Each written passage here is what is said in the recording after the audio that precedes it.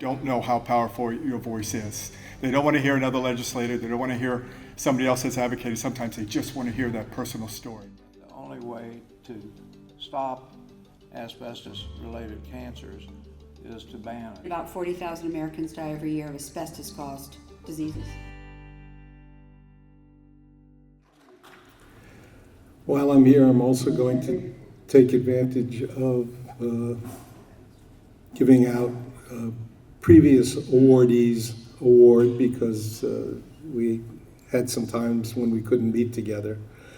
I think one of the things that came clear today, and it has become clear over the years at our various meetings, is that not only did Dr. Selikoff do what he did in terms of publishing, doing his science, but he did something else as an educator. He spawned a whole bevy of others who followed in his footsteps. And, today we've got Steve Markowitz here, we've got Jackie Moline, we've got Henry Anderson, myself, all of whom spent time at Sinai getting trained and working in that environment. So that's another part of the legacy of what Dr. Selikoff left. And so in catching up with previous situations, can I ask Dr. Moline to come join me up here?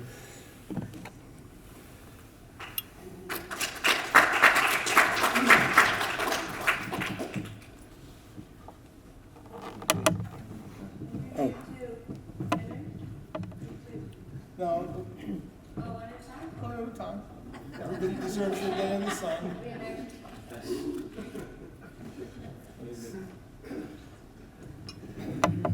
Jackie is another alumnus of Mount Sinai. You've carried on the tradition of Irving Selikoff. You continue to lead, care, testify, publish, do those things that make the fight to take care of victims and to get asbestos hopefully soon banned, all part of it. So it's really an honor for me to present this to you. Thank you. Never turned down an opportunity to speak. Thank you. This is a wonderful award, and it means a lot to me. And, one of the things that I do I'm head of occupational medicine for Northwell Health, which is a large health system in New York. And sure, I was offered the position to be the founding chair in 2010, and it came there, and then we began seeing a lot of patients with asbestos exposure, but and a few years later, we saw a whole lot more, because many of the folks that had been seen at Mount Sinai in the past, when many of us left, there wasn't somebody who had the same academic interest. People, great physicians there, but that wasn't their focus. So they actually came over to Northwell, where I work, and we've had a very robust program that's grown a little bit. And we continue. I still see some of the patients that I saw when I came to Mount Sinai in 1991. A few of them are still around, but if they aren't there, then their sons are, that we see. And so we do the medical surveillance every year, and that's following in Dr. Selikoff's footsteps. So it really is. We also share another not so pleasant thing, which we've both been attacked by some large companies. I think Dr. Selikoff had his share in the 1970s and 80s, and we're still fighting back. I think he was a fighter, and it's hard to stop doing what you believe is right when you know the others that are trying to put you down might be realizing that what you're doing is you're on the right side. So we're going to continue the fight, and I appreciate this award and being in the company of all of you wonderful people.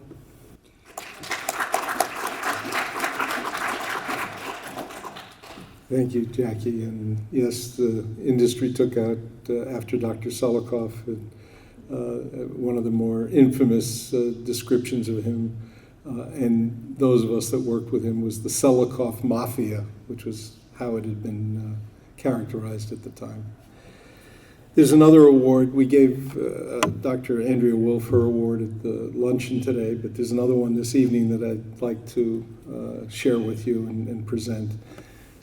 Andy, would you come up here and join me, please?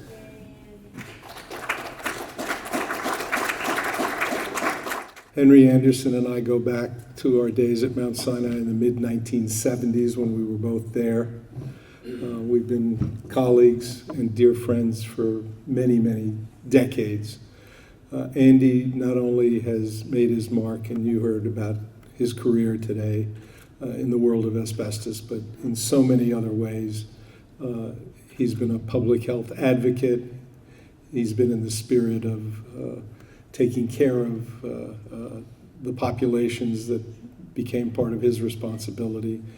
And we share a number of other things. We're both members of the Collegium Ramazzini, where he has given yeoman service and committee work over the years. He chairs the Radiation and Worker Health Committee for NIOSH and the CDC, and serves on innumerable boards and works continuously and continues to work in public health. So it's particularly a personal pleasure to present Andy the Irving Selikoff Award to you, and for all that you've done in Dr. Selikoff's spirit. Thank you. Since I got the award last year and we did a video, you're going to have to remember what I said. But I just really want to say, you know, when you talk to the Sinai people, you know, one of the things we're really good at is stories. We all get really good at getting stories because a lot of strange things happen to us at Mount Sinai. And, but I'm not going to give any stories. I'm just going to say thank you. I enjoyed the meeting. Probably try to come back again as long as Arthur and the whole crowd is here. We have more kind of reunion people here that I haven't seen in a long time. And part of the reason of going to Carpi, Italy for the Ramazzini meeting is once a year I get to see people that I wouldn't otherwise see. But it's been fun.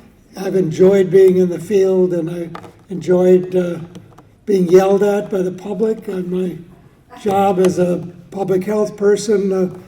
I also had the Superfund program, and one of the things was you had to have somebody.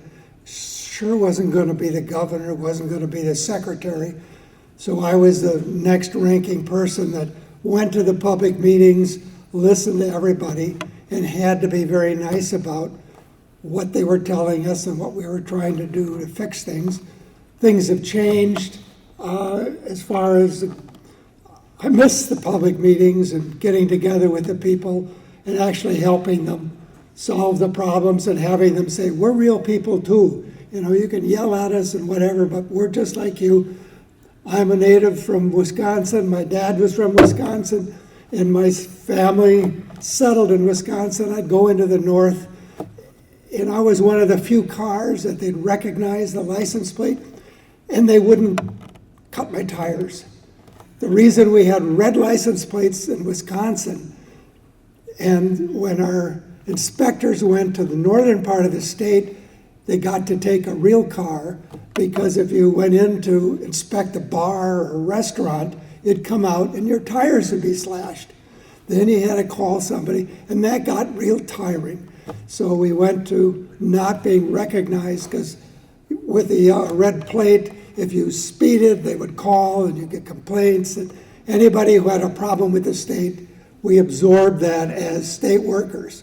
Of course, the elected officials never went in a red car because they didn't want to take that kind of abuse. But it was a fun time, and I've enjoyed being here and being part of the asbestos programs, and continue to try to inflict as much terror as I can on those who disagree with me. So I'm having a good time. Thank you very much.